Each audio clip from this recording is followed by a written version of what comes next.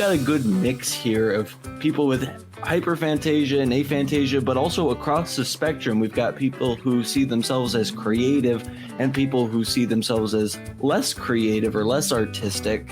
And I'm a behaviorist by trade, and I like to see things as, like every behavior has a reason.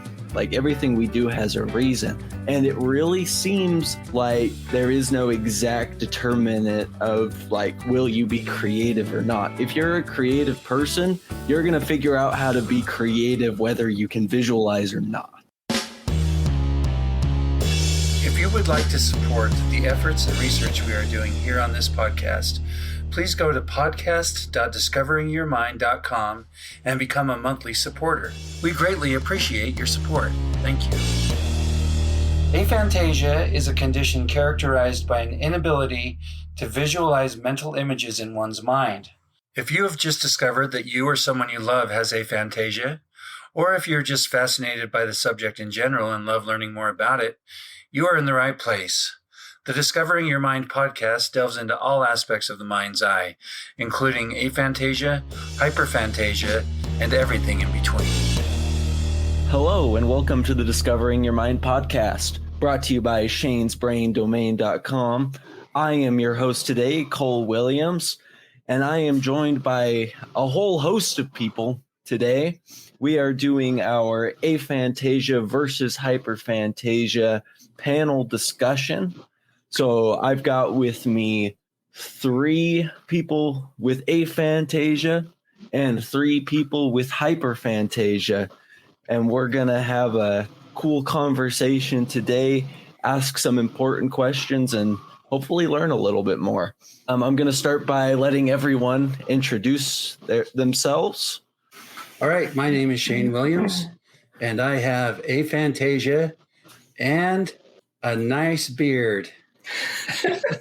Ain't that the truth? My name is Donna Jensen.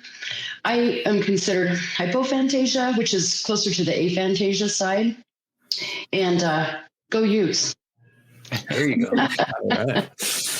I'm Stacey Williams. I am hyperphantasia. I teach special ed, and, well, I think I'm a little crazy for it, but okay. I'll go next. I'm Stacy Fahrion. I'm aphantasic, and I'm a composer. Matthew Bockholt, and I am on the hyperphantasia side of things, and I'm a writer. And I'm Garret Sudweeks. I'm on the hyperphantasia side of things. My beard is nowhere near as awesome as Shane's. I had some serious beard envy here. But I'm a scientific consultant. All right. And trust me, none of us are on the level that Shane has accomplished. So there's always some envy there. I don't have any. I have no idea. Huh. That's just denial. And what, all right. What about you, Cole? Why don't you tell us where you're at on the scale? Oh, that's a really good point. I don't fit any of your guys' descriptions because I'm right in the middle. I am straight phantasic. I can visualize. It's not as amazing as these hyperphantasia people, but I do have some of my own unique abilities. So we're just going to launch right into things here with a game. Who likes games? I like games. We are going to play the same memory game that Cole and I played in episode 43. I thought Cole was going to use a different set of pictures, so you can take my results with a grain of salt because Cole used the same set of pictures as before. So I had an unfair advantage. When I first saw the images, I thought it might be the same, but I wasn't sure, and by the time I was trying to remember the items, I was convinced that it wasn't the same. So that can speak for itself, I suppose. In Cole's defense, I wasn't supposed to be participating. We had a different person with aphantasia lined up to participate, but she had to drop out at the last minute, so I filled in. If you want to see the images that were used, you can find them on shanesbraindomain.com in the aphantasia section. Okay, so one of the things that we've been really interested in lately is the interplay between memory and your own visualization abilities. So what I'm going to do, I am going to put up a picture, and it's just various pictures of various items. You will have 15 seconds to look at the list, and then I'll take it away, and you just write down everything you remember. Sounds good? I have so much anxiety about this already. No pressure. We're not giving out grades or anything. Yeah. No pressure. We're not gonna post these results online. They're like, Rating. oh, No. yeah. However, they will be on a Survivor. podcast. They will be on the podcast. We're just curious. There's no judgment here. Okay. Share my screen. Is everybody ready? 15 seconds starting now. Now go ahead and just write down everything you can remember, and we will continue and talk about it when everyone's ready. Okay, so now what we're going to do is I just want to have everybody share kind of how they did, what their thought process was, why they think they did the way they did. We'll just kind of have a discussion. If anyone wants to ask each other questions during this time, that is totally fine as well. We'll just kind of talk about it. We'll start with Shane. Okay. I actually did this the other day with Cole on a different episode we were doing, and I got 6 then, but this time I got 8. Did better than me. Really? That is amazing. Yeah, I'm surprised. Okay. How many did you get, Matt?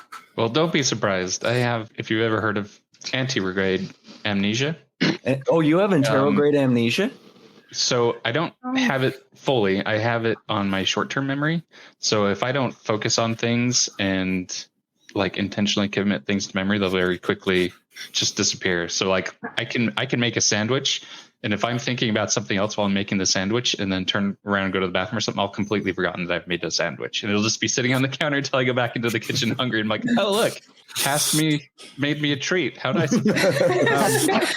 So with things like this, I have to really focus. So I had to take a second to actually focus on each one, and so the ones that I focused on and committed to memory, I can picture very easily in my mind what they look like, but the rest I can't remember. So how many did you get? I got 6. 6. Okay. Just so you all know, the average human being, as far as studies have shown, can do 7 to 9. 10, I think. I don't know. I'd have to confirm. 10. Okay. What was your process, Garrett? It's a grid, and so that was helpful. So I just drew a grid and then tried to write what was in the cell. What I could remember, there was something that's purple, and then another one that I'm missing. I don't remember what it was. I just remember I really liked the shade of purple it was. Well, the only purple thing in there was the scissors. Right. You want to go ahead and show it again, Cole? Yeah, I'll pull it back up. Yep, it was the scissors. The scissors. I was gonna say the book is also kind of purple, but right. Yeah. That bottom left I had a hard time with, but yeah. That's a really interesting method, though. I wouldn't have thought to do it that way. I don't even understand what you mean. Like it helps the pictures stay true, because where I struggle is my mind will mess with it and I'll second guess myself. Okay. So you're visualizing, like when the picture went away, you're still visualizing the grid and then all the pictures went, yeah. Okay. But in my mind, the airplane was where the pen is. Oh. Okay. They flipped for some reason. That's interesting. Okay, let's go to Stacey Fahrion. How was this for you? It was interesting because I started just naming the things. Like I was like blue chair, soccer ball, red balloon. And then somehow I changed strategy in the middle and was like, oh, that's a pretty rainbow balloon. And in the end, I only got 5. So, yeah. So it seemed like a mixture of a couple different strategies there. There's that just rote listing, and then also like maybe applying a little bit of meaning to things like, oh, that's a cool this, and like trying to attribute some kind of meaning to it. Yeah, in the end, I only remembered the things that I think had some sort of resonance. So I totally like forgot the soccer ball. and other things. Yeah. So only things that had some sort of meaning or significance. Interesting. I'm curious, did everyone write down the hot air balloon? Because it's for the Rubik's Cube. That was the most colorful. Those are the top two on my list. Yeah, I have those too. I didn't get either one of those. I got one, the hot air balloon. Yeah, I got the balloon, I forgot the Rubik's Cube. What about you, Donna? How did you do on this? I got 11. Whoa! Nice. Wow. I do good at this one. How? So what I do is I just look at everything really fast over and over. So I didn't concentrate on any colors or anything. I just went over them over and over and over as fast as I could. Okay, I'm curious. Did you just get like the first 11 or the last 11 or a mixture of all of them? It's a mixture. Oh, I wrote down house twice. I guess I only had 10. All right. Cheater. That's an interesting method. I might have to try that. A couple questions about your method. So with being hypophantasia, sometimes you can visualize in very slight outline way. Did that happen at all during this thing, or was it? It did? Yep. Okay, cool. So when you got the outline of the images, was it one at a time, or was it just like in the grid? Nope, it was one at a time. Oh, wow. I just want to say that already this is confirming a lot of what I think about visualization and memory. And a lot of studies I've read and that we've looked into here on the podcast are very confident that those with aphantasia will like almost always perform worse on a test like this. But it really doesn't seem to land that way when we've applied it, like just the way we've been doing it. So right. I think it's because there's so many other factors involved more than just visualization. Like with Matthew, he's got the anterograde amnesia thing in factor. With Stacy Fahrion, she's got SDAM, right? And so there's a lot of other factors other than just the visual. Yeah, and there's different methods too, right? You can learn different methods for memorizing things, and they will be effective at a different rate for different people for whatever reason, right? So some things I'm really good at memorizing, and other things I have a harder time memorizing.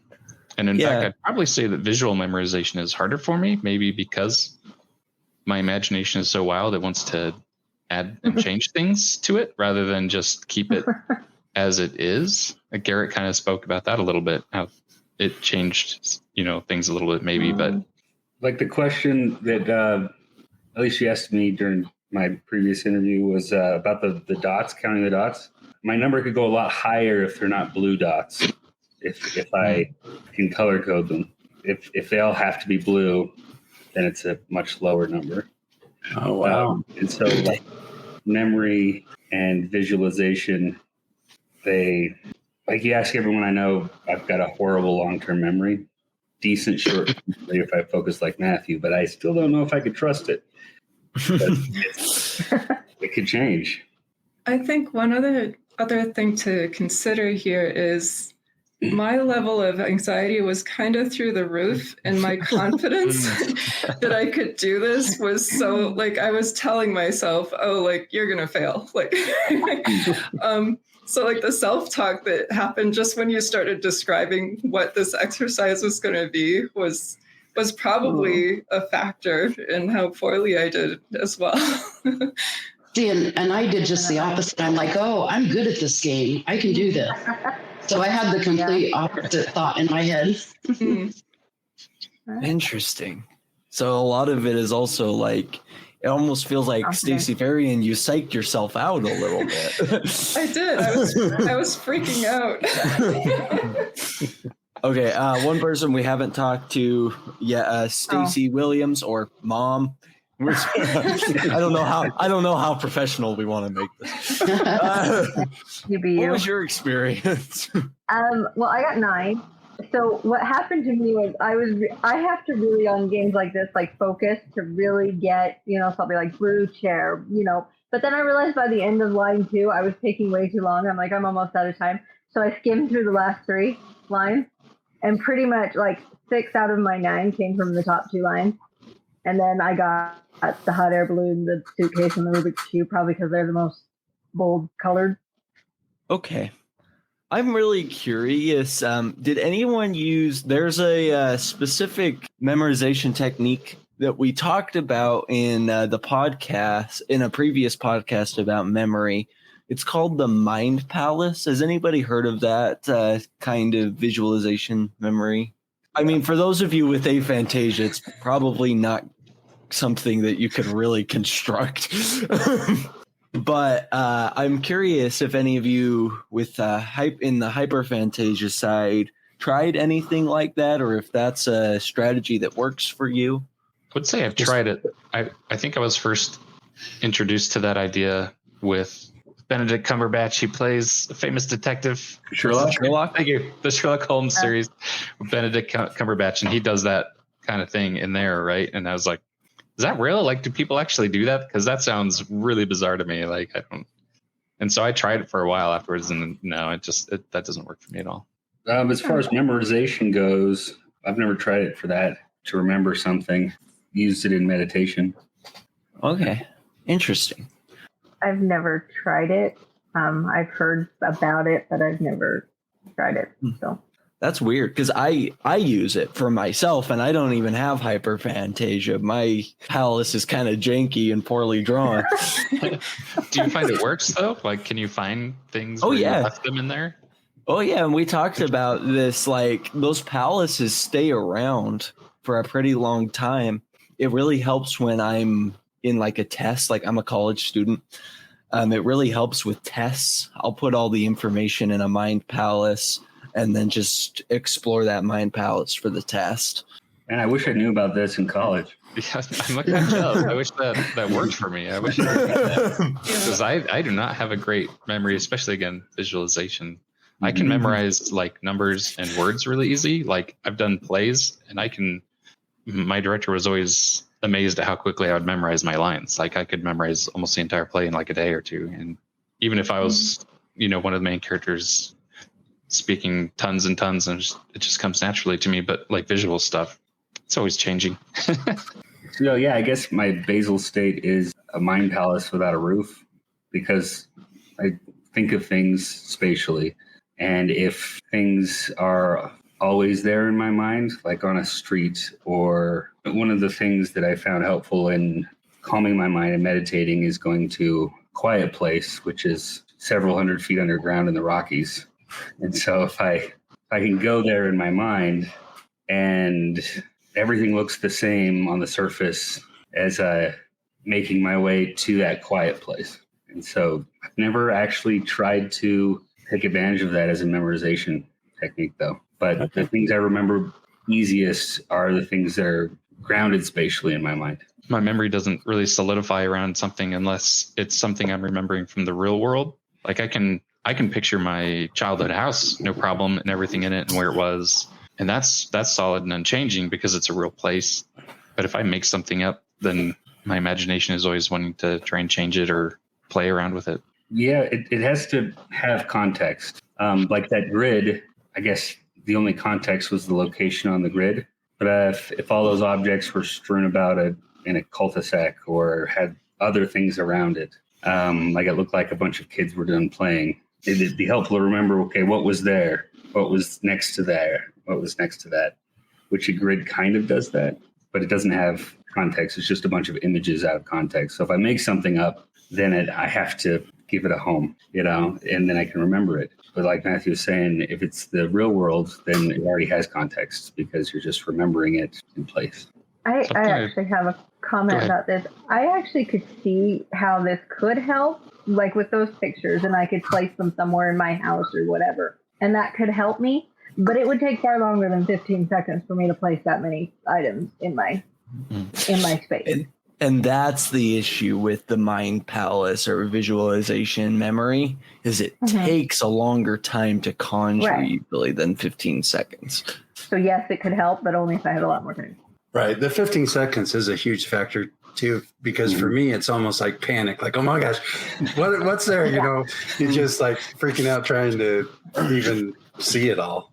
I have a question for the aphantasics or hypophantasics. Like, I can sort of, without visuals, I can see the grid, the spatiality of the grid, but there's zero visual aspect to it, and I don't know how to explain that. So, like, I can feel spatiality, and I can remember where certain things were on that grid. And so I'm curious if the visual is separate from this sense of space for other aphantasics. For me, it's, the spatial is there. So I have no visuals, but I'm trying to remember. And when I remembered the scissors, I remembered they were at the bottom left. And when I remembered the balloon, I knew it was up at the top. So the spatial was definitely there. And I think it was helping me in some way remember what they were. See, and for me, as being hypo, the space, I didn't even notice anything spatial as I quickly went through everything, because I get flashes of outlines. I don't really get the image, but I can see outlines. And so that's how it came back to me, was just that faint outline I could see. I don't even know how else to explain it. So where the objects were just meant nothing to you. No, it didn't. They just flashed through my head as I was writing them down, and that was, and then gone, but I don't know. The house came back to me though, didn't it? I know you were directed to the aphantasics, but I personally feel like the visual and the spatial is almost two different components of my mind. Mm-hmm. Like they're separate because the visual is so chaotic and so detailed. The spatial gives all that chaos order. And so they can exist without each other, but it's very helpful to combine them. And it's interesting. Science corroborates this theory as well. Actually, a lot of aphantasia studies have brought this idea to the foreground that spatial memory and visual memory are not the same thing, that they definitely interplay with one another in those who can visualize. But just because you can't visualize, like people with aphantasia usually have just as strong spatial memory as those with any other visualization category. So I have a question, and it's really for everyone, but for lack of a better term, as I'm trying to think of ways we can talk about this, because these words are so restricting, do you feel like it's almost kind of like using the force, for lack of a better term, where you can sense the existence of where things are in your imagination, even though you can't see them? Is that maybe a good way to describe it? I love that. That's the way to describe I like it too. Okay, because I have that similar thing. So I know, I can't remember whose podcast it was on, but you were talking about being able to move around a house or a space that you're familiar with, even if you can't imagine it, or maybe being able to that imagine was it. Garret. Was that Garret? Okay. Because I remember I did this a lot actually as a kid. I would have fun with closing my eyes and moving around my room or my house without being able to see it. Even though I could imagine it, I could still sense where things were in it. Like Cole's just saying, like it's a separate thing. The visual and the spatial are still separate for me too, just like they are for Garret. So can those with aphantasia, are you comfortable moving around a space that you're familiar with, even if your eyes are closed and you can't visualize it? You can still kind of sense where everything is. I am. Yes, to a certain degree. Yeah, I'd agree to a certain extent. I think that having the visual in addition to this spatial sense, though, would help, because absolutely nothing, just complete darkness. You almost feel uneasy. It's not like super confidence. It's almost like, yeah, I think I know what I'm doing, but I'm not sure. See, and for me, like I used to do that same thing, when I was a kid. And my problem is that I sometimes forget I can visualize. And so when I would do that as a kid, I wouldn't visualize anything. And I think that's why I struggled with it a lot. All right, Cole, so you kind of know what it's like both ways. Well, and like I kind of talked about in my episode, I think a lot of my confidence in closing my eyes and seeing things as my circumstances. I think that sometimes I could do it and sometimes I can't. That's one of my favorite things about what you're doing here with this podcast. It's on a face value. it sounds like you keep inviting people on. You're this blind man that invites people on to tell them about their favorite color, and it's like, so that could be what it looks like at first glance, but instead it seems like the rest of the world is blind and you're telling them how you see because it's so unique. The more I've listened to and the more people I've come to know, it's not that there's a lack of seeing. There's a seeing without senses. That's what I find fascinating, is that it seems like visual, taste, smell, touch, all things I could do with my mind is like a crutch. Most people that I've met that have aphantasia are very creative people. They're seeing without seeing, and I think that's fascinating and really interesting to explore. And like Matthew was saying, words are hard to use to describe that. Maybe because I can visualize so well in all senses, it's kind of limited my creativity. Oh, I thought that was beautifully put. And I thank you for saying that, because I think my insecurity in telling people that I'm aphantasic is that they might assume, oh, that means you have no imagination. And Right, that's literally. Because that's literally what it means. But no, I feel like I'm just going to brag for a second, just because it's the opposite of that. Like, I feel like I have so many ideas that it's frustrating and overwhelming, like sometimes. So like the creativity in me is overflowing. There's just no visual aspect. But yeah, thank you. I would second what Garret said about it being a bit of a crutch, because for a long time wanted to be a better artist and have worked and tried at it. And sometimes it's extremely frustrating that you can't put on paper what you can see in your mind. And it can be really demoralizing, quite frankly. Be like, I know exactly what I want this to look like, but I just don't have the muscle memory to make my hand create what I'm seeing in my head. And I know logically that it just takes practice and time, but that doesn't change the fact that it's just not as good as I want it to be. And it's frustrating. Yeah. What's that saying? Art is just telling the truth with lies. It's extremely accurate. Spread laughter all around with funny and witty t-shirts from Shane's Brain. Check out fan favorites like Once in a Blue Moon, Tired of Laundry, and the Ramalama Ding Dong shirts, all on shanesbraindomain.com. When I interviewed Matthew, he talked about when he writes that the characters kind of take over. The book writes itself, kind of a thing. And I've always thought that was amazing. And then it occurred to me just now that sometimes that happens to me, but it's not visual. So I describe it as nothing, even though it's not nothing, but it comes out of the nothing. So I've had instances where I'm a poet, and I've had some poems where I feel like I didn't write them. They just poured out of me, right? And so I think that's kind of the same experience.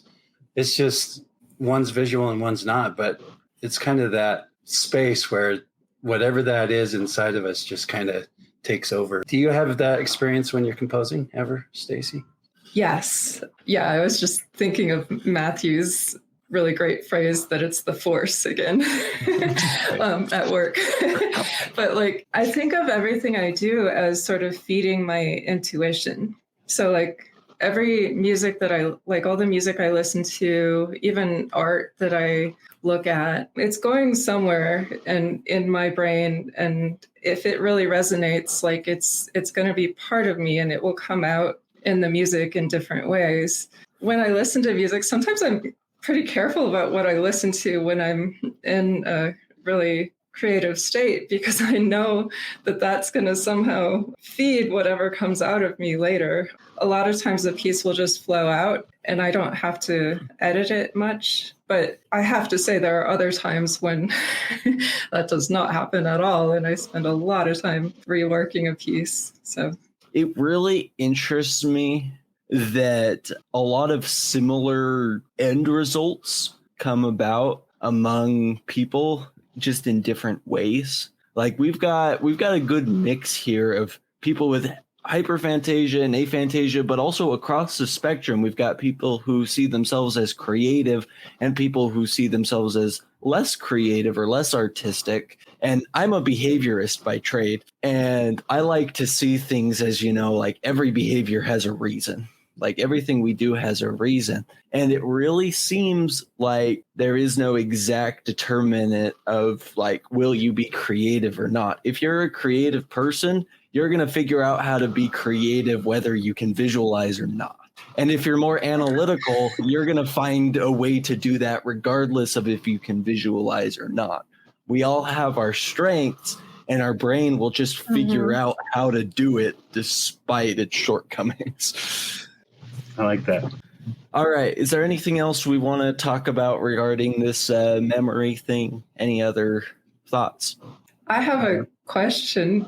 It's just a question that may not have an answer, but I'm really curious how memory plays into identity and sense of self and continuity of self, like over time. Because I've been just thinking about this a lot lately, where I wonder if having aphantasia and SDAM means that I have a more ambiguous sense of self or a more fluid sense of self than someone who can remember who they were 10 years ago really well. Or I'm not sure if anyone wants to comment on that. That's a very interesting question, and I don't know all the answers. One thing I do know is that sense of self is often subconscious. So it doesn't always depend on exactly what you can remember. A lot of that plays in our subconscious, just like the emotions we experience and the feelings we experience in the moment add to our sense of self.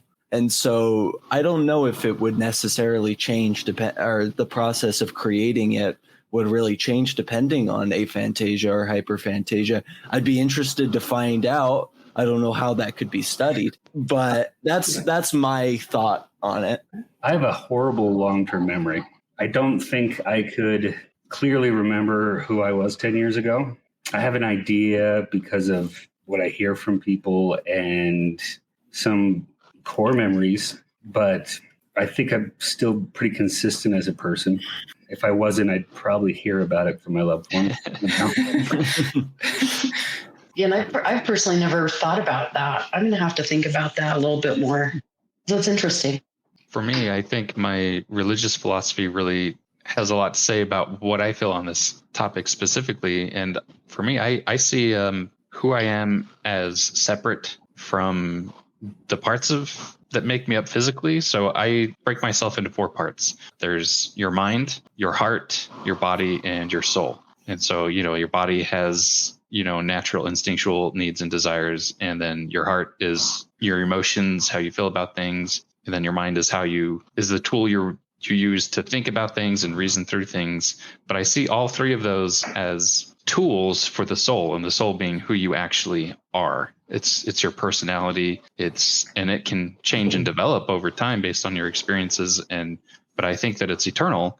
And so even if you were to have amnesia, that affects your brain. You might mean you have a broken brain, but it doesn't change who you are personality wise. And so I don't think that necessarily having really bad long-term memory or having SDAM would significantly affect who you are, because you are a combination of your experiences, and that can change and develop over time. But unless some major traumatic event happens, it's probably not going to happen on a dime. Even if you can't remember what caused the change, there will be a reason for it. Like Cole was saying, there's reasons for who we are. Yeah, and in psychology, we have another term for it. That's a great way of saying it. In psychology, we call this the difference between autobiographical and procedural memory. And the best way to illustrate this is you can take someone with amnesia and you can prick their finger with a needle, and later on they will forget that experience happened,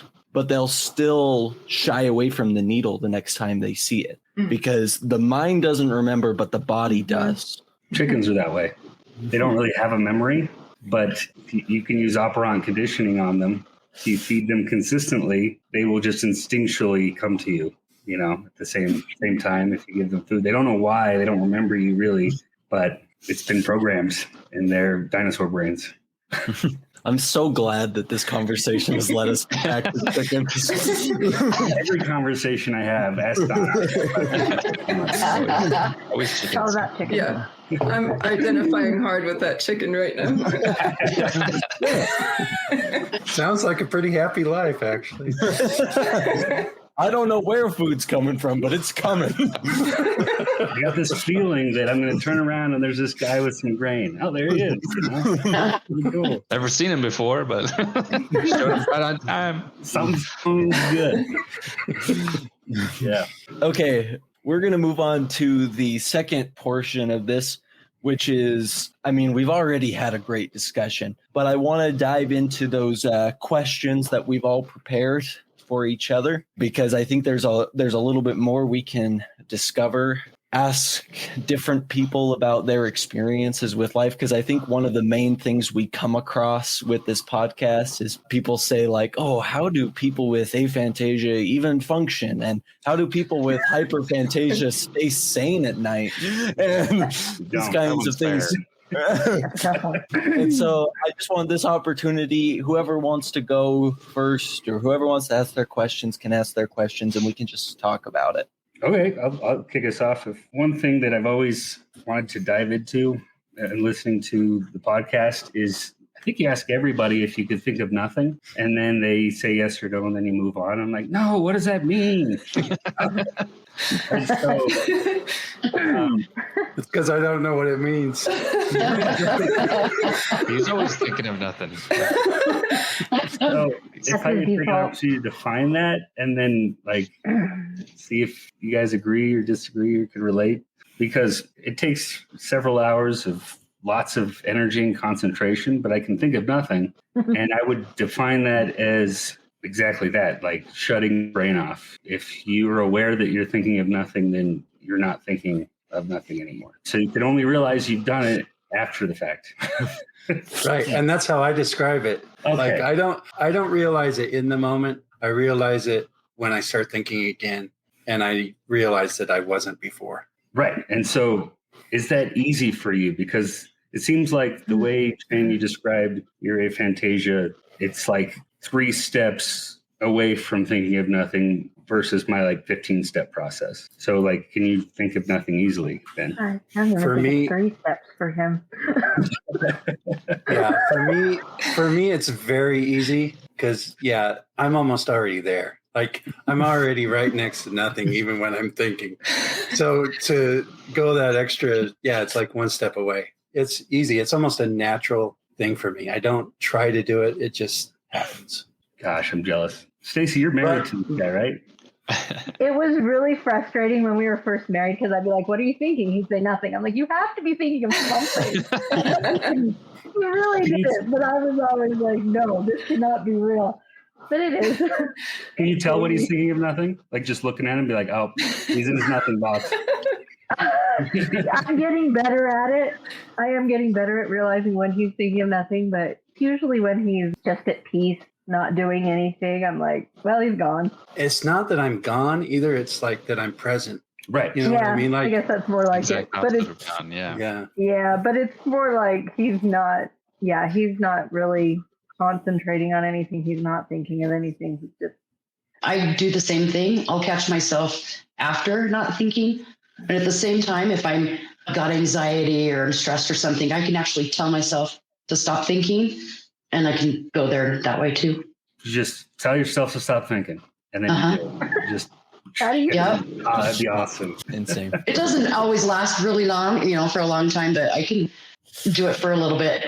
Yeah, I just want to say, as another aphantasic, like, I don't know that I can think of nothing. Like, I was perplexed by the question when I heard it too, and I asked for clarification and was still, I think maybe I can catch myself sometimes, like, thinking of nothing, but I could never just tell myself to stop thinking and have that work without some serious meditation practice. But I also, isn't this the question that you asked your wife? And Stacy, you said some inception level thing about being on a beach, imagining yourself on a beach, and then like that self, like you'd closed your eyes. My mind is just completely like stuck on this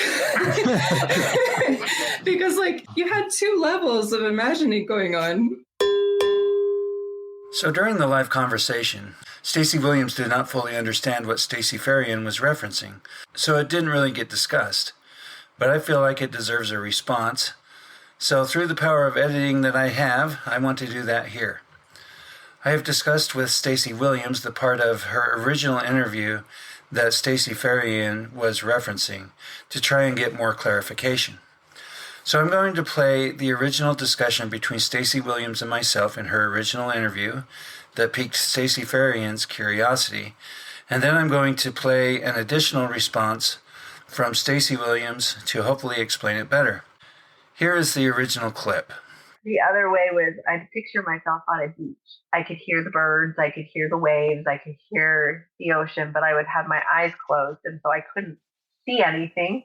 I could feel the waves like come up the beach, and I could hear them, and like it would start at my toes, and I could just barely feel the wave on my toe. And then, it would go away. And then it would come back, and it would be a little bit higher on my foot, and then it would go away. And then it would be a little bit higher on my foot, and then it would go away. And then eventually I would get to my ankle, and then it would go away. And usually by the time I was up to about my thighs, I don't remember it ever getting past my thighs. How did you not visualize the beach and the water and everything? I think here, this is going to sound so crazy, but I visualized in that visualization of the beach, I knew my eyes were closed, my imaginary eyes. So when you close your imaginary eyes, I can see darkness. I guess. I never thought of it. Your imaginary self has an ability that your real self doesn't have. Maybe. I don't know. I honestly don't know. But I couldn't turn off the sound in that situation. Nor did I want to, because the sound helped. Here is Stacey Williams' response and answer. So I was discussing this with Shane, and I realized when we were talking it out and we experimented with some of my visualizations. So when I'm in real life and I'm actually on a beach and I close my eyes and I'm listening to the waves and everything else, I am visualizing that beach. The waves coming in, the seagulls flying by, whatever it is. I'm visualizing what's happening. But if I'm doing my visualization where I'm trying to fall asleep and I picture myself on a beach, the picturing myself on a beach isn't really a picture there. Once I've closed my eyes, my imaginary eyes on the beach, I'm actually able to have that blank visual, but I hear the sounds and I feel the sun and the waves and the sand and everything, and I hear the seagulls and whatever. But I'm not actually getting, I can have that blank screen, and I just realized that it's a moment when I'm actually not visualizing something, but I'm not actively trying to see nothing. I'm not pulling that black screen over my eyes to try to visualize nothing. So it's really interesting. I've never thought of it that way. I love the nature of this subject material because it's often so difficult to nail down and understand what's happening in our own minds. Even though Stacey Williams had this experience of quote-unquote seeing blankness with her imaginary eyes, thus allowing her to actually experience it in reality, she never realized it until we talked it out and explored it. In my original interview with Stacey Williams, I asked if there was always something visual happening in her mind, and she said yes. Upon closer examination, in this particular instance, that isn't true. When she's imagining herself on a beach with her eyes closed, her visualization stops without her mentally putting up the blank sheet like she describes here in a minute. The things we discover while talking about this stuff never ceases to amaze me. Normally my mind is just, there's always audio, visual going on. Like usually it's a flash list of everything I've done wrong that day or the last 10 years or whatever, or everything I have to do tomorrow or in the next year or whatever it is. It's like some either checklist or video of what I need to be doing or what I should have done or whatever. And so that's what's bombarding me when I'm not actively thinking of something else, So it's really hard to quiet that. But the way I think of nothing, and really essentially it's still thinking of something, is I have to put almost like a black sheet over my mind, or a black canvas over my mind, and just make it all black. And so I have to think of black and quiet, and I have to concentrate on black and quiet. Otherwise, I'm thinking of very visual, very loud things. That's really the only way to think of nothing for me. And like I said, it's still something, but it's as close to nothing as I can get. Yeah, for years, that's where I was, is just stuck in the void. It was white, not black, but I couldn't get past that of like going from just a void of white to absolutely nothing. So how do you get to nothing now? Because I can't get there. That's another podcast, I think. There's a few tools in Sikh meditation that helped remove even the void and just completely shut your mind off. But even to get there takes me, a long time, stripping down the mind, like you're talking about Inception, usually like imagining yourself being consumed with water or being buried, trying to limit the visual stimulus just a step at a time. Matthew, can you think of nothing? So I was waiting to go last because my answer is going to be probably pretty complicated. So for me, thinking of nothing comes in a variety of ways. So there's something more akin to Shane's, where it's that I'm extremely present in the moment. So I'm not really focused on anything. I'm just letting life happen around me. The way I get there is actually pretty simple for me, although it took a lot of training. Like I worked on this a lot to get to the point to be able to do this easily and quickly. I just tell myself, don't think no. I pause there for a second because my brain is like, okay, I'm not thinking anymore. I'm just knowing, right? And so I've trained myself to be able to kind of switch off my thought processes very quickly like that. And I mostly use it when I'm in situations where I really need to be focusing, like if I'm driving on the freeway during rush hour traffic and I don't want my mind to be wandering. I need to be focusing on the cars, coming and going, moving. I'll put myself in that state. And so I'm no longer thinking about what happened at work or what's going to come up at home or what I need to write in my book or anything. My thought process is shut down and I'm just fully focused on what's happening right in this moment. And so I can keep track of where all the cars are and speed I'm going, all that stuff. Right. And so that's one form of thinking of nothing to me. Does that sound kind of similar to what you describe as thinking of nothing, Shane? Because that's what it makes me think of when you talk about it. Yeah, it's similar, but I feel like there's less effort on my part. So do you feel like you have control over your thoughts? Yes. So my yes comes with a lifetime of practice and reaching that point. As a child, if you'd asked me that when I was 10 or 12, I'd say no. Like that doesn't even seem possible. But with a lot of effort, yes, absolutely. I'm a lot like that too, just without any visualization. I had to kind of train myself to get to that point too, but it feels very similar. So there's a couple other forms of it. There's the one that's closer to what like Stacy and Garret are talking about, where you're maybe putting a blanket over your mind, whether it's black or white, where you don't visualize anything. All of my imaginative senses have been turned off, and it's different from being present in the moment because it's more of a meditative state where I'm intentionally not focusing on anything at all, not with my real senses or my Aphantasia senses, I guess. So I can do that as well. It's not terribly difficult for me. It does take some effort, a lot more than the other one. It's easy to break out of that. Like if anything happens around me, I'm going to break out of it. But sometimes that's the easiest way for me to go to sleep is to go into that state. And other times it doesn't work. I just sit there in the blankness for a long time. And then I feel like I'm wasting time in the blankness. And I don't know how much time has passed. And sometimes I'm surprised that it's been, only 2 minutes or it's been 2 hours. And I'm like, wow, okay. And then the other form of thinking of nothing is probably closer to what most people are doing most of the time, which is just letting their brain go. Like I'm not focusing on a specific thought.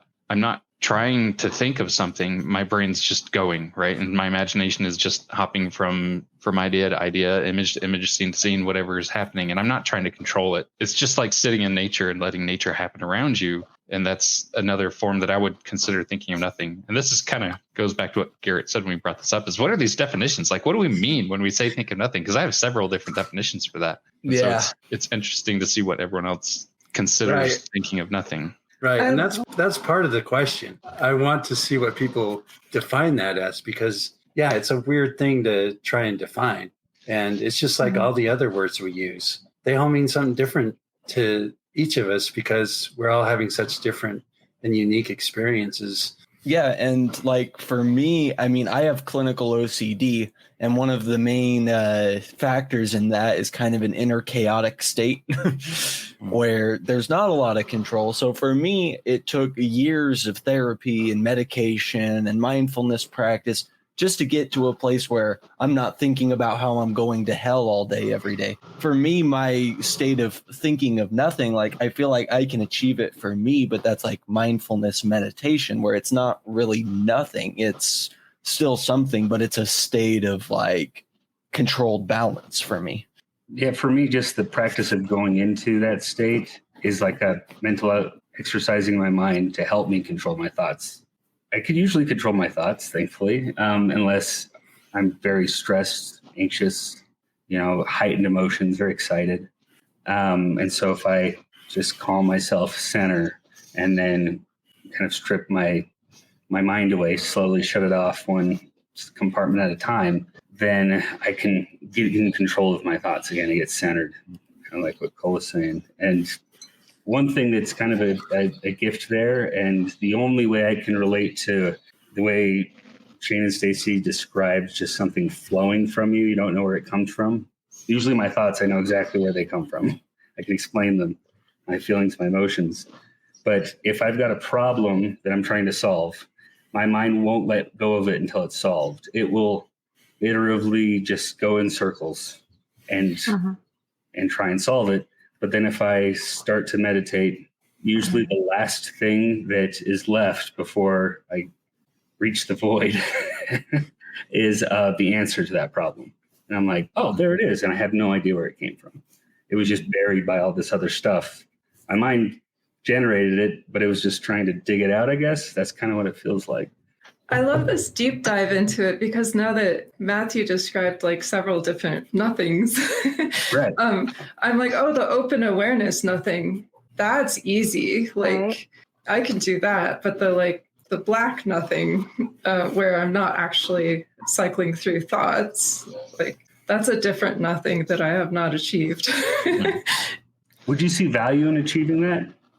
Yeah, I'm not sure. Like, it was one of my questions is like, why? Because, I think there are different ways of achieving that same state you talked about where you kind of are no longer cycling through trying to consciously solve the problem and you let your intuition take over by getting into an altered state somehow. I do see value in that, but I don't think you have to do it with the black nothing route. I think you can go different nothing routes to get to the same place. Tune in next week for part 2 of Aphantasia versus Hyperphantasia panel discussion. If you like what you hear, please subscribe, follow, and engage with us, and share it with your friends and family as we continue to explore this fascinating subject. For additional information about this episode or Shane's Brain, check out the show notes. Thanks for listening to the Discovering Your Mind podcast. You are beautifully unique.